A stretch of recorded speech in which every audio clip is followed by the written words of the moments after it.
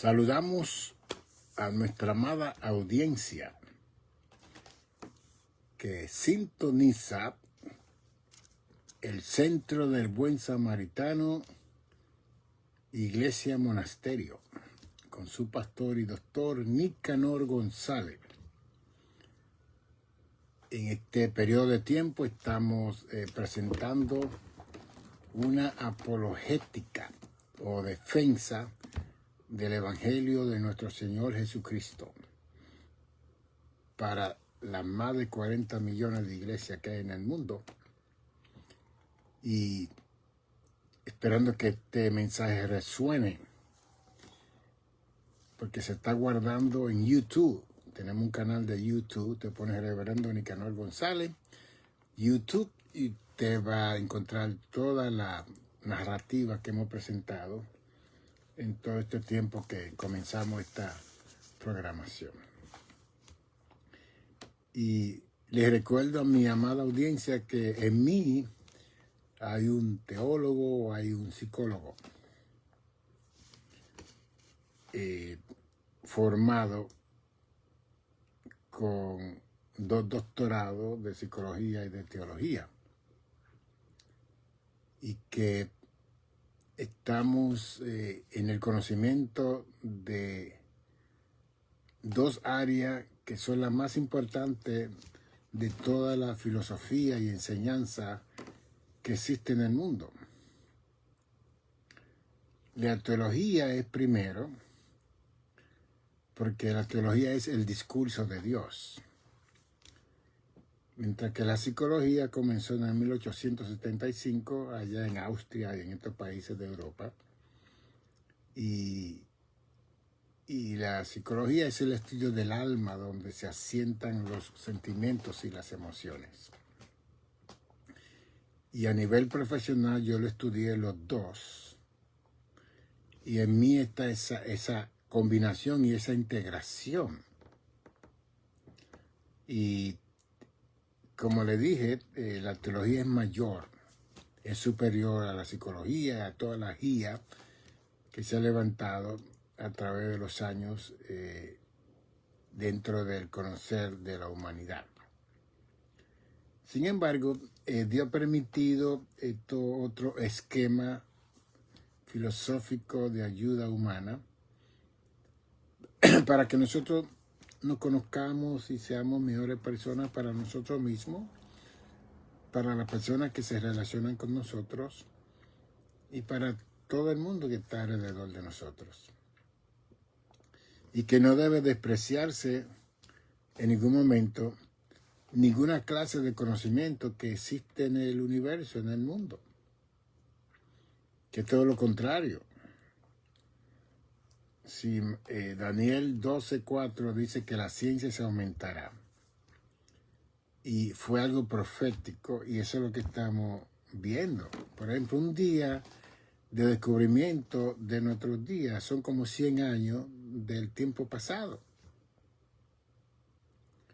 Ve, la penicilina y todos estos elementos científicos de experimento que se han descubierto han salvado a muchas personas y han extendido la vida de muchas personas, y esas personas han podido reconocer a Jesús en su corazón. Si una pastilla detiene una situación en el cuerpo de una persona, es una buena oportunidad para nosotros ministrarle el Evangelio a esa persona. Porque si se muere de una vez sin confesar y creer en Jesús, es un problema en el otro lado de la eternidad. Y por eso es que nosotros nunca debemos estar atacando los métodos científicos que están ayudando a la humanidad y al conocimiento que crea un ambiente más mejorable para la vida de cada uno de nosotros. A veces que hay personas que caen en situaciones graves, en la emergencia de los hospitales, y rápido nosotros queremos hacer decisiones de desconectarlo. Y lo que hay que investigar con los doctores es si la mente, el cerebro de esa persona está oyendo y está escuchando. Y si esa persona no se ha convertido y no ha reconocido a Dios en su vida, es un buen momento para hablarle a la conciencia, a la mente.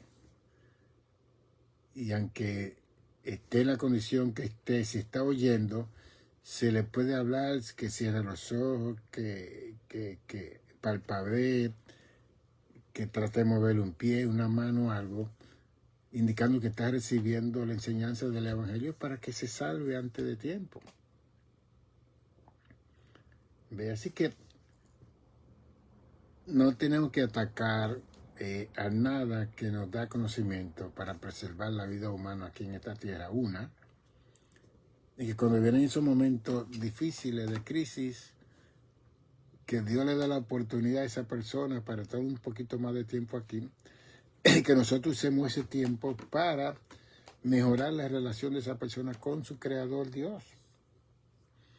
Y que haya un reconocimiento de Jesucristo en la vida de esa persona. Yo sé que nosotros los seres humanos somos muy ligeros. Queremos rápido terminar y queremos... No. En Lucas 21, 19 dice que con vuestra paciencia ganaréis vuestras almas. Y que la paciencia es un fruto del Espíritu, de acuerdo a Gálatas 5, 22 y 23. Y que eso debe estar en nosotros, especialmente cuando necesitamos la paciencia de recobrar, alcanzar una vida que entre en un quebranto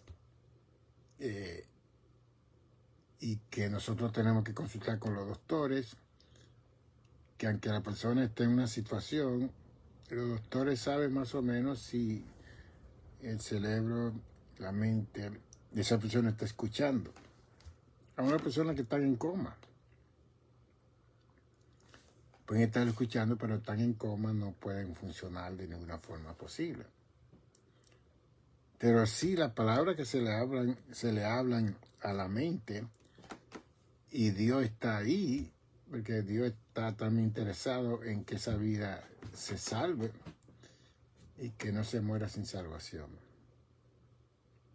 Esta es la introducción de algo que quiero presentar hoy, que estamos hablando de los problemas físicos, y 2 días atrás enfatizamos de cómo tratar con esos problemas físicos. Esa programación está en YouTube, que usted lo puede buscar. Y indiqué que problema es la parte más débil, más fácil para tratar después que no llegue a crisis y a conflicto. Entonces puse 3 cosas: problemas físicos, emocionales y espirituales, y aún puse problemas económicos. Y he indicado que cuando son físicos son más detectables, son más vistos, son más oídos, son más olidos, gustados, tocados. Porque tienen que ver con los 5 sentidos que nosotros tenemos, una, y tiene que ver con la parte física de nuestro cuerpo. Y que usualmente se ven, se sienten, se oyen, se huelen, se gustan, se tocan. Entonces, cuando son tan palpables así, ya uno puede hacer la distinción que esto es un problema. ¿Ve? Que una persona puede tener problemas con los olores. Y hay veces que no pueden ir a ciertos lugares porque en esos lugares hay unos olores que afectan la parte física del cuerpo de la persona, hasta se enferman. Y le dan reacciones que pueden hasta desmayarse. Entonces uno no puede estar. Bien. Entonces esas personas que hacen piquete y que están en las calles, usted sabe que le tiran bombas lacrimógenas, le llaman. Y esas bombas lacrimógenas lo que hacen es que afectan la vista. Y las personas no pueden ver bien. Y la respiración por igual. Y esas personas que están en medio de ese humo, entonces hay que darle agua, hay que sacarlo de Es un problema físico. Igualmente estar en una guerra. Hay un problema físico de usted encontrarse con el enemigo y ser muerto por una bala, por una bomba. Así que las personas que van a la guerra saben que hay un problema existencial, que el enemigo lo puede matar. Así que es un problema físico. Como ellos también pueden matar al enemigo por igual. O sea que ambos enemigos del uno y del otro tienen el problema físico de ser muertos por el uno y por el otro. Entonces, esas clases de problemas son fáciles de resolver. Porque si los líderes que están al mando de la guerra hacen las paces, entonces los soldados no tienen que morir en esa guerra. ¿Ve? Hitler en el 1939 invadió a Polonia para el mes de septiembre en adelante por ahí y comenzó la Segunda Guerra Mundial. ¿Ve? La Primera Guerra Mundial comenzó en el 1914 cuando un duque de Bruselas lo mataron y eso creó la Primera Guerra Mundial. Una guerra mundial es que se envuelven todas las naciones que están aliadas a esa nación. Nosotros en este momento tenemos más de 30 y pico de naciones de Europa que están aliados a nosotros. En la OTAN, NATO, como le llaman, el Tratado del Norte, del Atlántico. Y la unión de estas naciones es que si atacan a una de estas naciones, todas las demás naciones se envuelven. Por eso es que Putin no ha querido que Ucrania sea parte de esta de NATO o OTAN, porque si aceptan a Ucrania, entonces Ucrania va a tener casi 30 y pico de naciones que van a pelear en contra de Rusia. Y por eso es que no han querido, Putin no ha querido que Ucrania sea aceptada en este grupo de naciones. Como Rusia también tiene su Liga de Naciones también, que van a pelear a favor de ellos si hay una guerra. Si en ese momento hay una guerra con los Estados Unidos, está Norte de Corea, está Irán, está la China, hay una alianza en este momento con la India. Estamos hablando, la India tiene 1.300 millones de habitantes, 1.3 billones de habitantes. La China tiene 1.4 billones de habitantes, imagínense. En dos naciones está casi la población del mundo. Si estas dos naciones se unen para pelear en contra de los Estados Unidos, nosotros no vamos para ningún lugar. ¿Ven? Vamos a ser destruidos. Entonces está Irán, entonces está el norte de Corea con Kim Jong-un, que ese joven ahí estaba haciendo armamentos nucleares desde que entró a ser líder de esta nación, porque tiene rabia y enojo contra los Estados Unidos, porque en la guerra de Corea de 1956, Estados Unidos le mató 1 millón de coreanos del norte. Y ellos tienen ese resentimiento contra los Estados Unidos de América. Entonces, cuando no se conoce la historia, muchas veces uno habla de estas naciones que se rebelan contra los Estados Unidos, pero es la misma situación con Israel, Hamas, Hezbollah, palestino.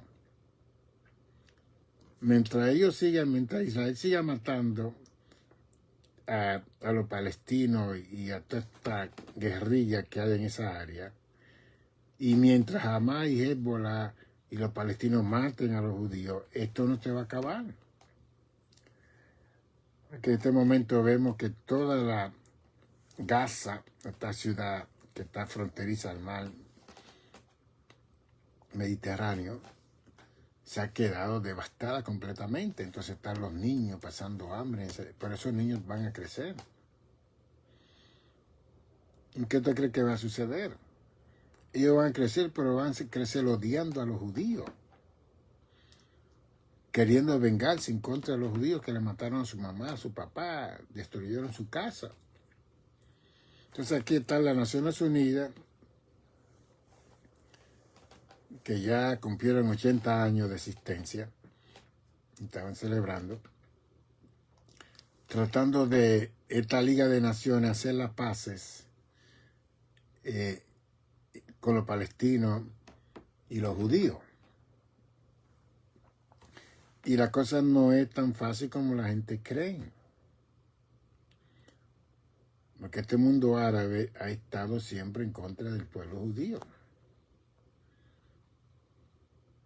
¿Y por qué está esa? Por un error de un hombre que Dios llamó. Ay. Y que estamos hablando de problemas, ¿no? Los problemas no se suscitaron ahora que lo estamos viendo en televisión. Esos problemas datan de 5.786 años atrás. Si vamos un poquito más, es más tiempo, porque muchos datan ese año, 5.786, de la salida de Moisés de Egipto. Otros hablan del llamado Abraham de Ur de los Caldeos para salir a la tierra de Mesopotamia, Irán, y después bajar para la parte sur de Israel. Pero Dios le dijo a Abraham que le iba a dar un hijo. No había el don de paciencia como lo tenemos, el fruto de la paciencia como lo tenemos hoy en día en Gálatas 5, 22 y 23, más el fruto del Espíritu es paciencia. Abraham tenía ya 100 años, Sara tenía 90 años. Había una sierva llamada Agar, negra, egipcia, de África, porque toda esa área ahí pertenece al África. Y la cultura era que todos los esclavos eran dueños de Abraham y de Sara. Los hijos, todo lo que esos esclavos tenían dentro de la comarca donde ellos estaban, los capataces, los jefes eran dueños de ellos. Bien. Y Abraham era un hombre de Dios, el padre de la fe. Dios le dijo que iba a tener un hijo. Dios le dijo a Sara que ella iba a tener un hijo. Ya Sara no tenía la menstruación, ella se rió, ya tenía algunos 75 años cuando se le dijo esto. Y entonces transcurrieron los años, llegó a los 90 años, Abraham ya tenía 100 años, y cometieron el error de Sara decirle a su esposo Abraham que viviera con Agar para que ella diera luz y el hijo que naciera iba a ser hijo. Se dudó de la palabra de Dios, que no vuelve atrás vacía, de acuerdo a Isaías 55:11, mi palabra no vuelve atrás vacía, sino que hará como yo quiera a las personas que yo la he enviado.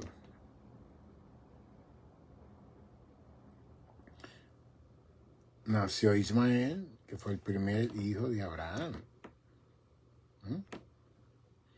Y comenzó a crecer Ismael. Y después con el tiempo, después de 12, 13 años, nació Isaac, el hijo de la promesa. Con ese era el que Dios iba a tratar, no era con Ismael. Y llegó el momento cuando Ismael estaba dándole cocotazo y puñetazo, y porque era más mayor que Isaac. Y Sara vio eso. Y Sara le dijo a Abraham, su esposo, sácame a esa mujer de aquí. Sácame a esta mujer de aquí con su hijo. Lo interesante de esa historia en Génesis 22 y más es que Abraham, cuando le dijeron que sacara a la egipcia con su hijo de su casa, él fue donde Dios a orar. Y Dios le dijo a Abraham, oye a tu esposa. Okay. Sin embargo, porque la gente ven algunas cosas de la Biblia y no ven las otras cosas que están ahí escritas en la Biblia, porque yo veo todo eso. ¿Por qué Abraham no oró cuando Sara le dijo que viviera con la sierva Agar? ¿Por qué él no oró y dijo, Señor, yo sé que la cultura dice que Agar es mía y todo lo que hay aquí es mío, pero yo tengo a mi esposa?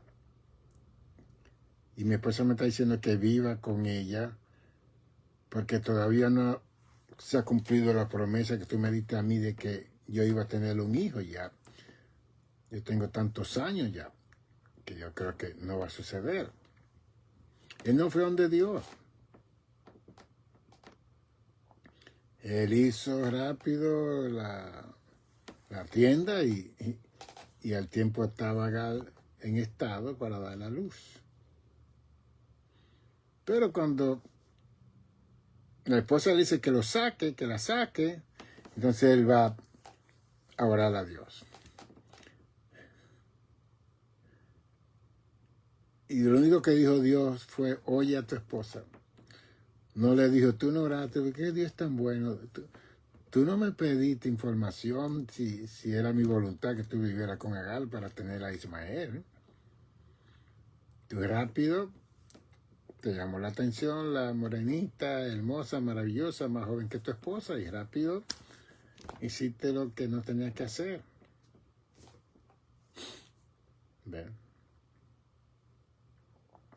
Que es la misma situación que yo presento con Adán y Eva y la serpiente en el huerto del Edén. Y ahí es donde está la falta de conocimiento de Dios de la vida de nosotros que servimos al Señor. Porque inmediatamente que la serpiente puso en duda la palabra de Dios, ellos tenían que parar esa conversación y ir a su creador. Señor, ¿qué es esto? Y Dios le iba a hablar, pero no le dieron una oportunidad a Dios en su libre albedrío para Dios ayudarlo a la otra etapa del conocimiento que ellos necesitaban tener acerca del mal que estaba en el huerto del Edén.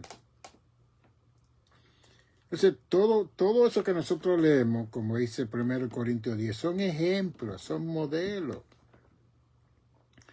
Pero que cuando eso nos ocurra a nosotros visitar la presencia de Dios.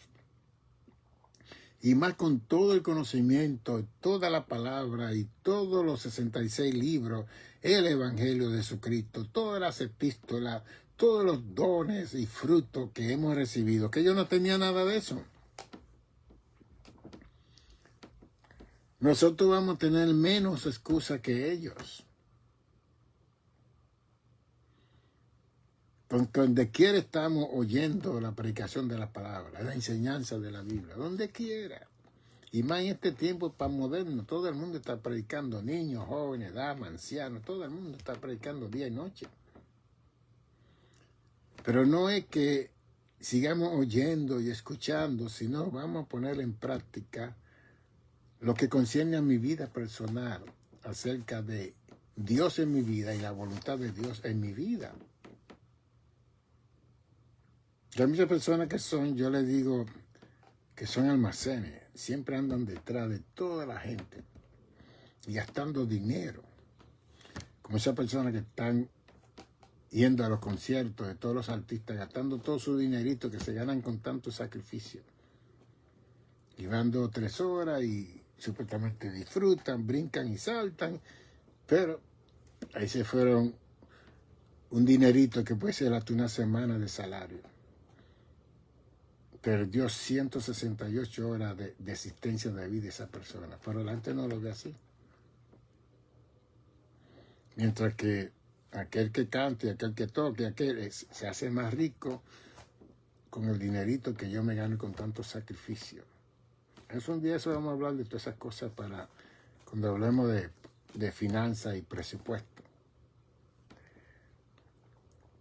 Porque a veces que criticamos la doctrina de los hedonistas del segundo siglo, comamos y bebamos que mañana moriremos.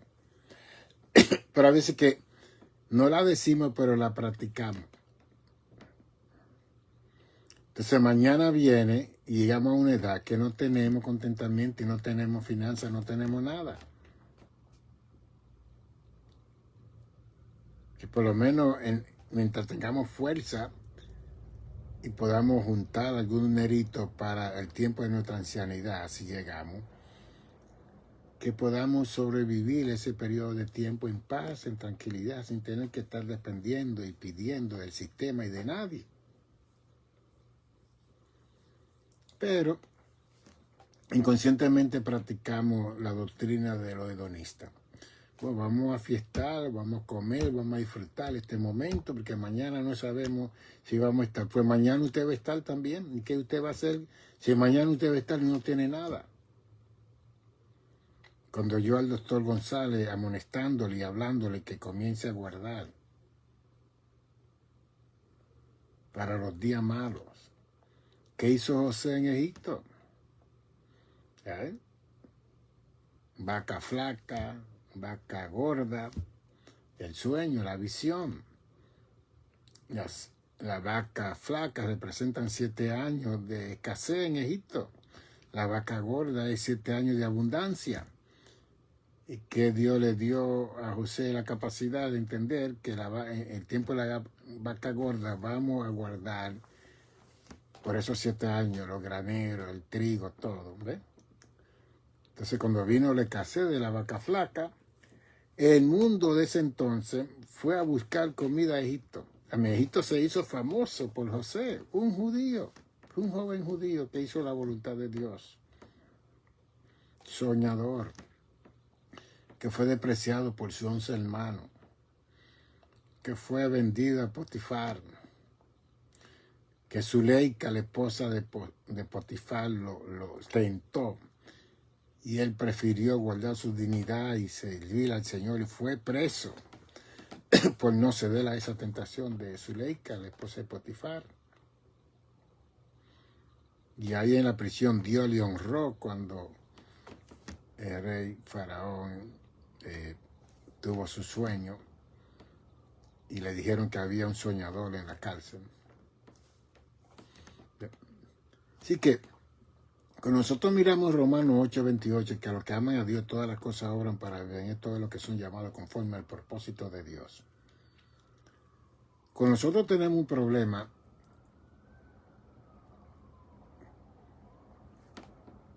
tenemos que pararnos para ver si yo causé ese problema. Ya sea hay un proceso de disciplina, de ausencia, de paro, y la gente va a criticar y hablar. Pero eso usted lo hace para usted, para entrar en esa reflexión y la próxima vez hacerlo mejor. Hacerlo mejor. Y más cuando usted es afectado por la decisión que usted hizo, que yo hice. Bien. Entonces Abraham hizo una decisión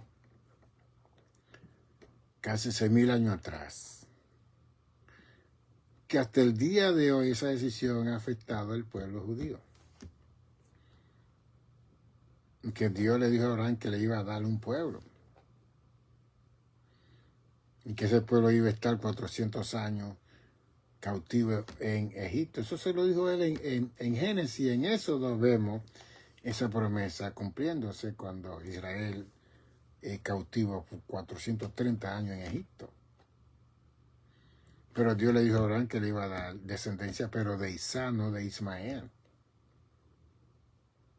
Entonces cuando Agar sale con Ismael, como él era descendencia de Abraham, en el capítulo 25-24 de Génesis, Dios se le aparece, el ángel se le aparece a Agar, la sierva, la esclava.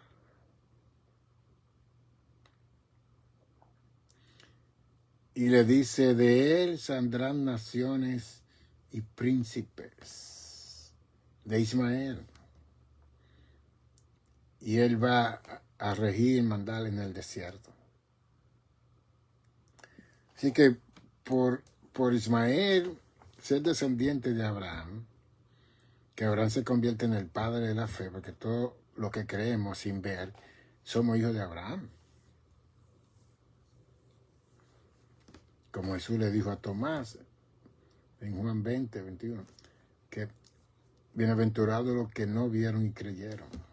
Doble bendición nosotros tenemos, que Cristo murió 2000 años atrás y nosotros creemos en Jesús.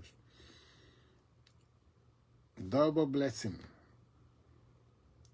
Bien.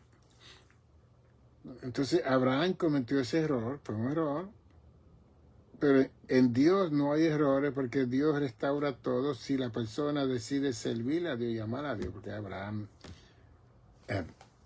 siguió sirviéndole al Señor y Dios lo usó de una forma poderosa. Pero el litigio de los árabes con los judíos, eso siguió y sigue hasta el día de hoy. Ismael y Isaac son hermanos, hijos de Abraham. Los árabes son hermanos de los judíos. Entonces de Ismael salieron todas las tribus, los clanes y pueblos que estaban alrededor de la tierra de Canaán. Fue de Ismael. Y este grupo de Jebuseo, Heveo, Edomita y todo, siempre estaban en contra de los judíos en el tiempo de antes, siempre estaban peleando.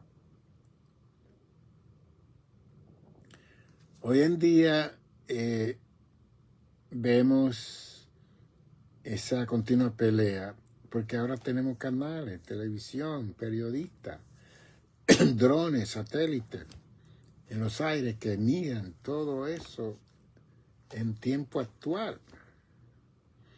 Hoy en día podemos ver una guerra por televisión como si fuera una película, y los proyectiles destruyendo edificios y todo. Porque tenemos los medios de internet y los medios de comunicación y los medios de televisión. Entonces la gente hoy en día se sorprende de tanta guerra que hay entre los palestinos, que son los árabes, descendientes de Abraham, y el pueblo judío. Ellos siempre han estado peleando. Porque los árabes, como son descendientes de Abraham, ellos reclaman que esa tierra de Canaán les pertenece a ellos también. Que no es solamente de los judíos, porque ellos son hijos de Abraham. Por cierto, el lugar más sagrado que está en Arabia, en Meca, que ustedes ven que se reúnen ahí 50,000 personas a orar casi diariamente, vestidos de blanco. Y hay una cosa cuadrada con negro. Alrededor de eso ellos se hincan, y que dentro de ese está el monte Moriah, donde Isaac iba a ser sacrificado por Abraham. Y ellos reclaman ese lugar el más santo. Y después tienen la mezquita de Omar, que fue edificada en el 606 por Muhammad, que está en el mismo centro del pueblo de Israel. Yo fui a esa mezquita y lo que hay es una piedra, y también ellos hablan que Abraham también sacrificó en esa piedra, y alrededor tiene una letra como de 10 pies de oro alrededor. Lo que hay en la cúpula es una piedra,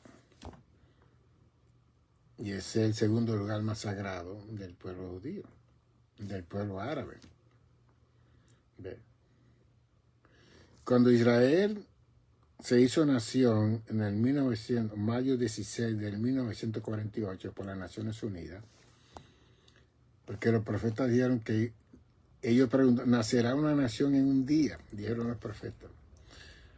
Pues mayo 16 del 1948, las Naciones Unidas se reunieron y declararon que Israel era el Estado de los judíos.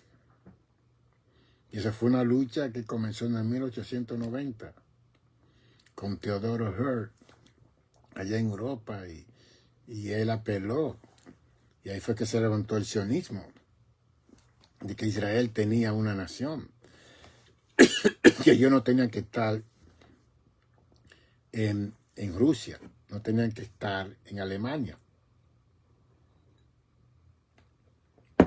Que para el 1895 ellos vieron a este periodista Theodor Herzl haciendo esa presentación del sionismo de que Israel era la nación de los judíos.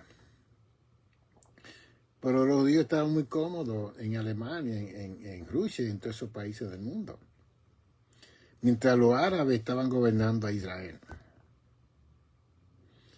Y esto se va para el año 70 después de Cristo, cuando Tito, el general hijo de Vespasiano, entró a Jerusalén y destruyó el templo en el año 70 después de Cristo. Y se llevó a más de 100,000 judíos a Roma y se llevó el oro y todo lo que había en el templo. Y cuando los judíos vieron que ya no tenían su templo, estaba destruido, porque Cristo dijo que no iba a quedar piedra sobre piedra. Eso lo dijo Cristo en Mateo 24, cuando le enseñaron ese templo. Eso fue cuando tenía como 33 años por ahí, 32 años, 33 años. Y en el año 70, oye, transcurrieron 30 y pico de años, cuando esa profecía tuvo su vigencia y se cumplió.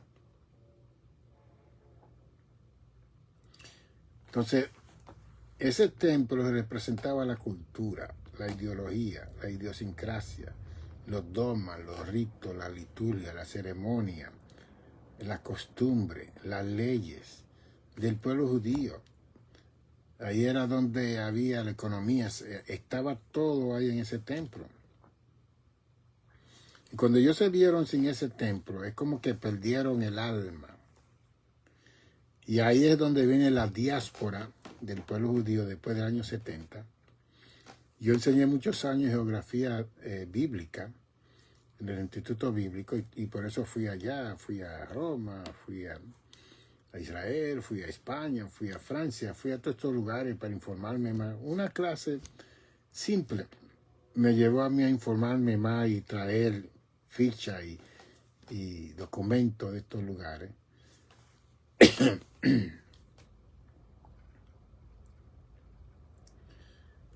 Israel se quedó sin judíos porque todo el mundo se fue para Europa y para los países circunvecinos. Y después que se fueron, ya para antes del año 100, Israel no tenía habitantes.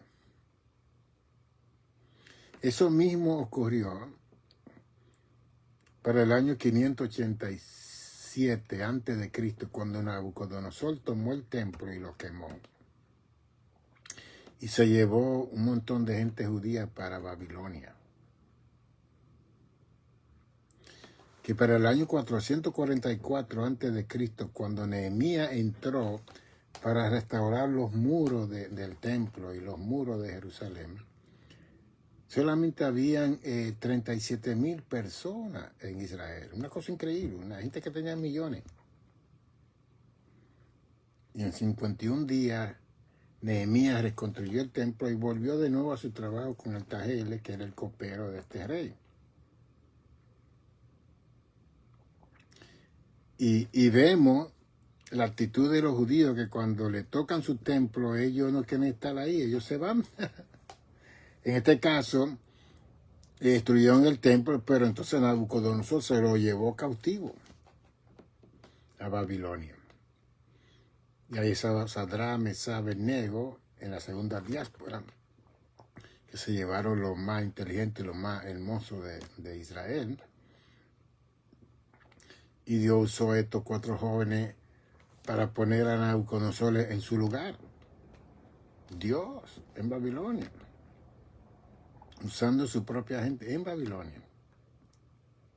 ¿Ve? Entonces, le estoy diciendo esta historia que está en mi mente y en mi corazón, que como historiador, eso es lo que conozco, y Dios me ha dado una mente muy privilegiada de recordarme de fecha y nombre y apellido y todo. Y gracias a Dios por eso. Que los problemas que nosotros presenciamos hoy en día tienen un origen, tienen una causa.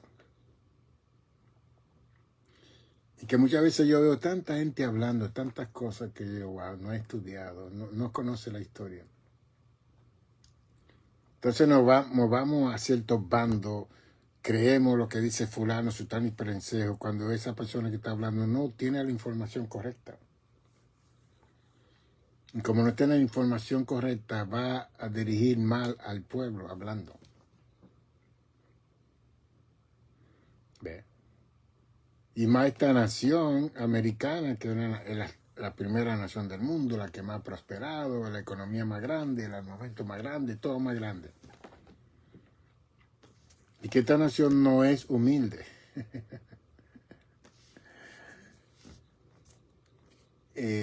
Especialmente con nuestro presidente que tenemos hoy en día. Él declara todo lo que nosotros tenemos a las demás naciones que no tienen lo que nosotros tenemos, que eso no es bueno tampoco. Que la Biblia enseña que la altivez, antes de la humillación viene la altivez. Todo lo que Dios nos dé por gracia. Si Dios nos prospera es por gracia. No es por mi esfuerzo, por mi conocimiento, por mi capacidad, por mi entendimiento. Es Dios actuando en una nación como esta. En esta nación hay más de 900,000 iglesias, más de 1.500.000 pastores en los 50 estados. Hay más de 200 millones de hombres y mujeres que proclaman que Jesucristo es su Señor. Eso no ocurre en ninguna otra nación del mundo. Entonces hay un pueblo que ora, que clama por esta nación, como dice Jeremías 29, que oremos por la paz de la nación, porque la paz de la nación representa la paz para nosotros. Eso fue lo que dijo Jeremías para el año 600 y más al pueblo de Israel que iba a ser cautivo 70 años en Babilonia. Sembrar, cosechar, cazar y orar por la paz de esta nación. Porque si aquí hay paz, esa paz va a transmitirse a la vida de nuestra familia, de nosotros, y entonces vamos a evitar problemas. ¿Tú sabes lo que se arma aquí una guerra civil en los Estados Unidos? Entre los republicanos y los demócratas. Nosotros no sabemos lo que es eso, pero yo he leído la historia de lo que es eso. Y hemos visto películas. Porque una guerra civil representa anarquía. Y el último verso de los Jueces dice que Israel no tenía rey y todo el mundo hacía lo que le venía en gana. Eso se llama anarquía. Se termina el último juez y después Dios tiene que levantar a Samuel, que fue el último juez. Pero en el libro de los jueces no había juez en ese momento, hasta que Dios tiene que llamar a Samuel con su mamá Ana, y Ana lo dedica en el templo, y está el sumo sacerdote, Elí, que se queda con Samuel, y entonces ahí Samuel se convierte en el último juez, pero ya estamos en primera de Samuel. Entonces, cuando no hay rey, no hay dirección sabia, como dice el Proverbio 14:11, donde no hay dirección sabia, el pueblo cae. Y si hay, el pueblo no cae. Israel no tenía rey y todo el mundo hacía lo que le venía en gana. Entonces, cuando hay guerra civil, que hay 2 y 3 bandos que comienzan a pelear, nosotros los civiles que no vamos a pelear de ningún bando, somos los que vamos a sufrir con nuestras casas y todo. En marzo 4 de 1861, Abraham Lincoln salió presidente de los Estados Unidos. Y él fue a dar su oratoria en ese mismo mes, allá en Illinois. Y cuando él habló su oratoria, él propuso de libertar a los negros de su esclavitud.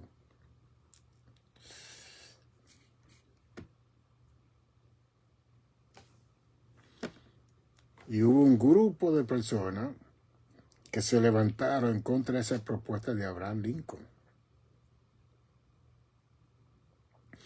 Y el líder principal fue Robert Lee, que era uno de los generales de esta nación.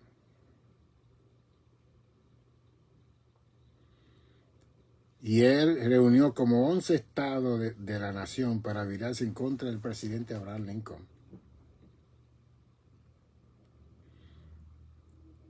Y en abril 9 de 1861, él invadió el sur de Carolina, el bosque del sur de Carolina, y ahí comenzó la guerra civil aquí en los Estados Unidos. Duró 4 o 5 años, terminó en el 1865, en abril 12, y dejó un saldo de 1.030.000 americanos muertos. En los zules mayormente.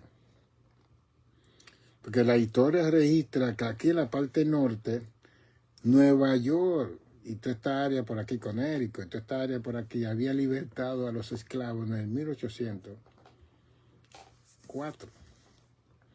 Antes de llegar al 1861, ya toda esta área había libertado, porque esta era la parte norte, la parte industrial. Aquella era la parte sur, donde habían terratenientes y tenían todos los esclavos esclavizados. Y los blancos no querían que esos esclavos fueran libertados. Y le armaron la guerra a Abraham Lincoln, que ha sido el mejor presidente que ha tenido esta nación, porque él fue el que creó el Partido Republicano. El Partido Republicano es un partido que está supuesto a ser dirigido por el pueblo, y en el pueblo, y para el pueblo. Y por eso es que los republicanos siempre están en contra del sistema de gobierno que se engrandece más que el pueblo. Pero eso es solamente en teoría, porque la gente cuando entra al poder se olvida de esa teoría. ¿Ve?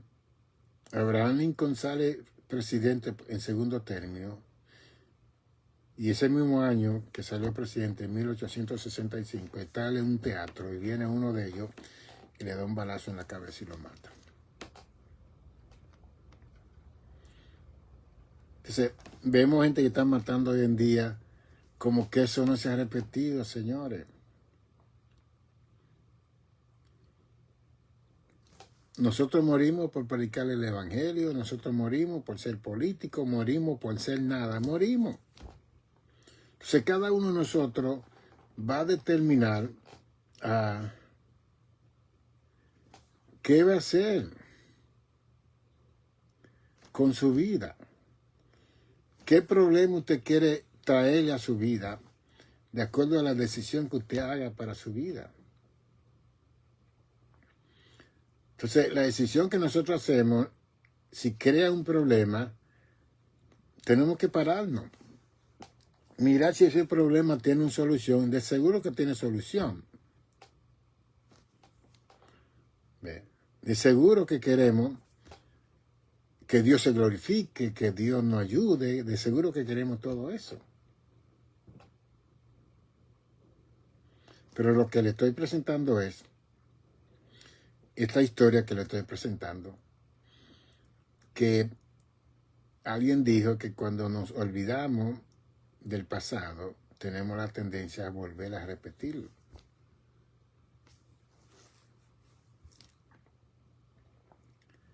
Entonces la gente quiere ignorar el pasado. No, ahora el presente y el futuro, el presente y el futuro. Señores, cuando vamos a la escuela, ¿qué estamos estudiando? Los errores del pasado para no cometerlos en el presente, para tener un mejor futuro. Y los problemas que tuvimos por malas decisiones, se puedan hacer mejores decisiones para asegurar a nuestros hijos, nuestros nietos y las próximas generaciones, como dice Eclesiastés 1:4, que generación va, generación viene y el mundo sigue.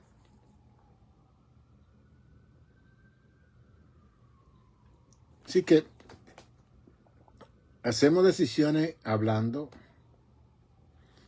y accionando. Y que esas decisiones muchas veces no nos afectan a nosotros, pero pueden afectar a nuestras generaciones. Y que como nosotros queremos ser felices, no importando la decisión que hagamos, es un problema de conciencia que nosotros tenemos y del pecado original que hay en nosotros y de la maldad que hay en nosotros. Bien.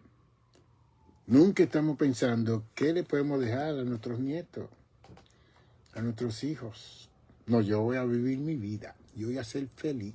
Nadie me dio nada, yo trabajé todo esto. Wow.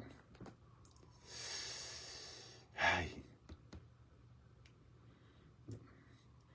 Ese que vive el mundo.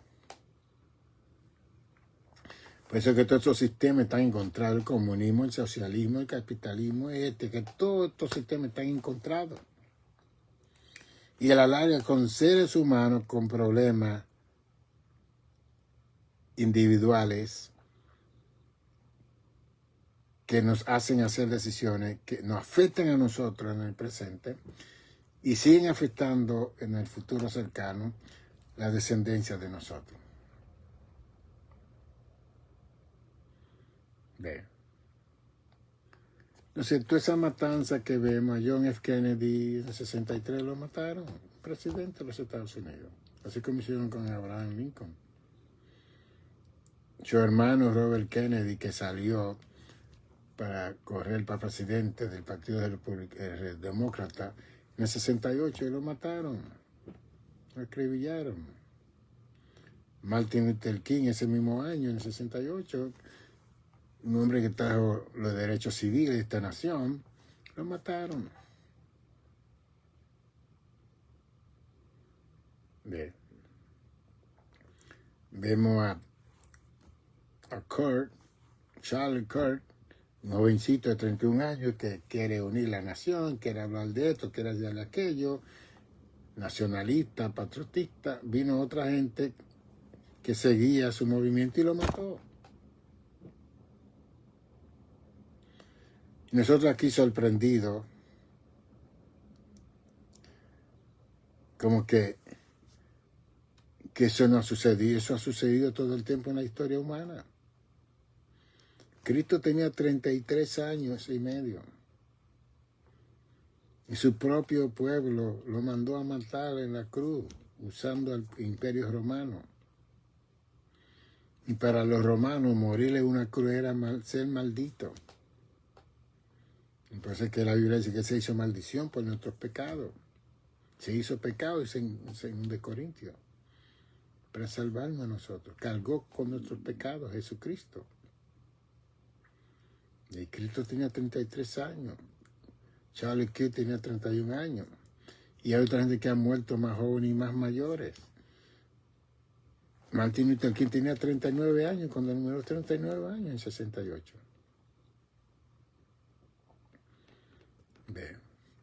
Karl Moore, Malcolm X, que también lo mataron en ese tiempo también. Otro hombre joven. Uno hablaba de paz, de pacifista y todo, y el otro era un poquito más revolucionario. Y cuando Malcolm X va a Meca, él ve a los blancos con ojos azules y hermoso y maravilloso, abrazándose con los negros. Él vino para acá cambiado completamente, porque ellos decían que los blancos eran el diablo y el demonio. Entonces él pudo ver allá en Meca que no, que los blancos también eran musulmanes y amaban a Alá y amaban a Dios y aquí y allá. Entonces él vino aquí a cambiar el mensaje y la misma gente de él lo mató. En un salón que él iba a hablar. Lo acribillaron. Y no fue otra gente de otra religión como cristiano. No, la misma gente de él. Que hay religiones que son militares. Que si tú no sigues la enseñanza y tú cambias, entonces que es como la mafia. Hay muchas religiones son como la mafia, que tú entras a la mafia, te enseñan todos los secretos y después tú quieres salir. Tú sales muerto.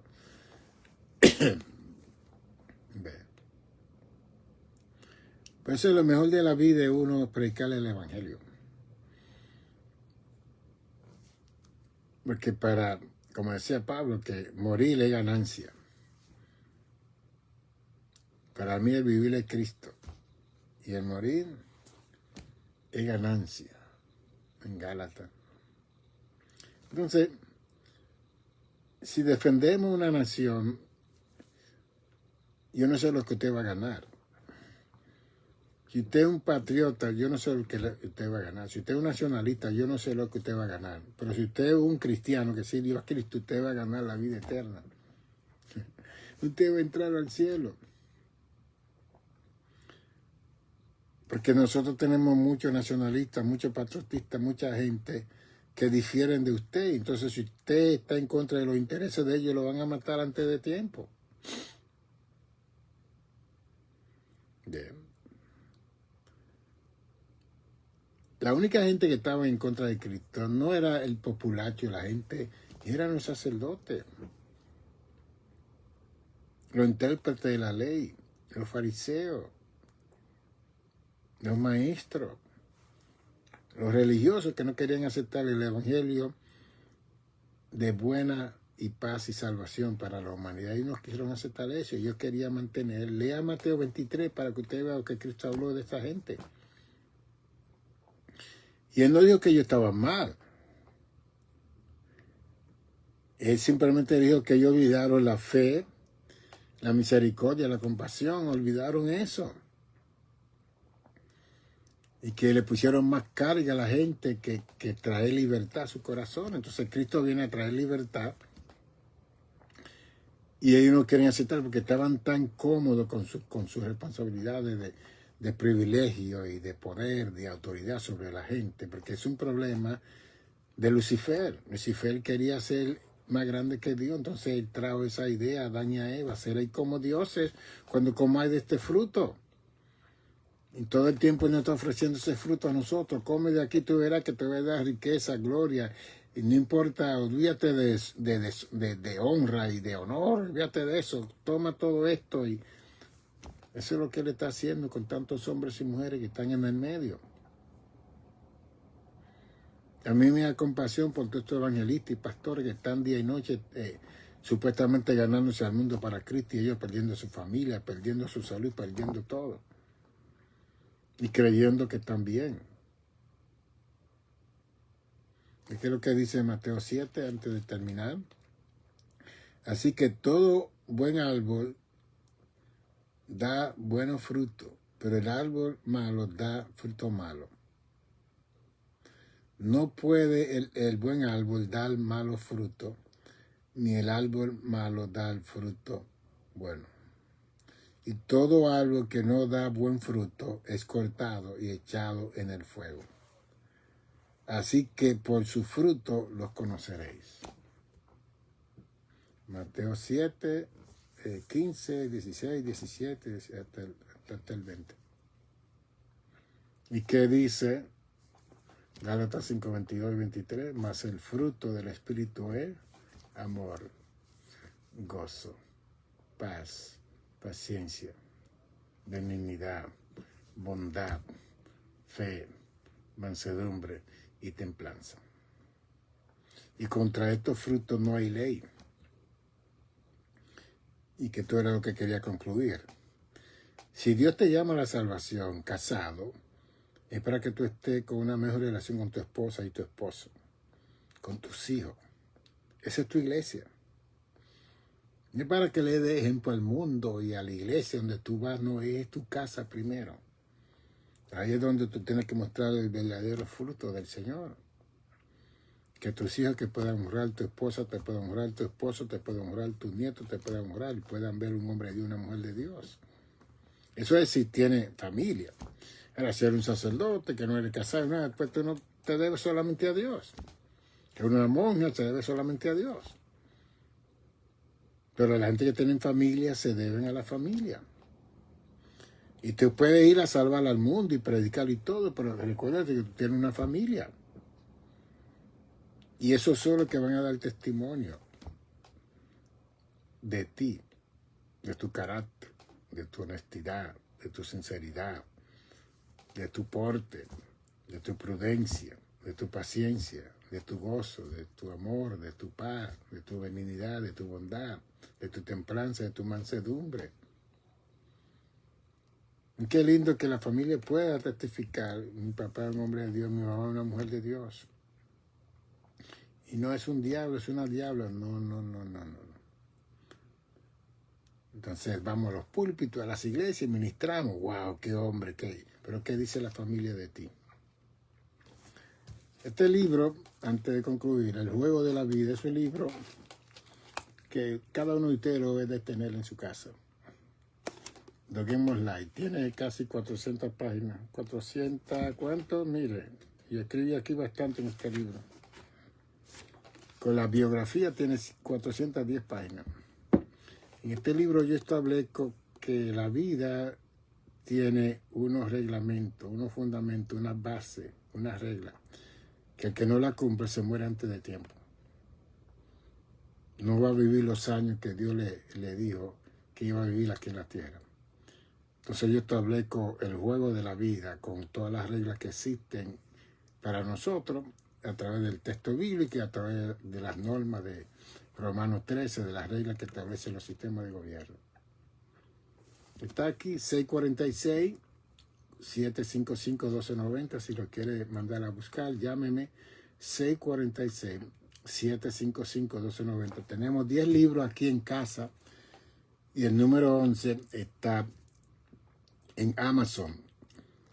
La incomprensión del mal y la santidad de Dios. Busque ese libro que también le va a ayudar. También quiero invitarle, este sábado estaré en Juan 316, 864 de Westchester Avenue. Esa es la iglesia grande aquí en el Bronx.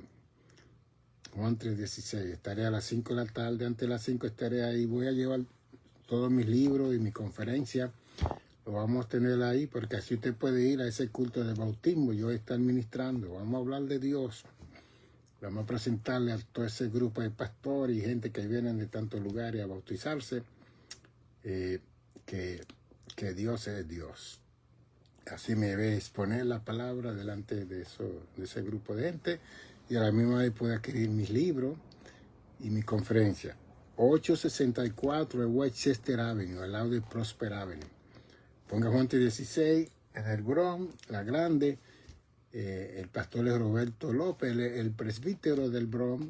Y él me invitó para yo predicar los bautismos este sábado 27. A las 5 de la tarde comienza. Dios le bendiga, Dios le guarde, nos veremos. Salud y paz.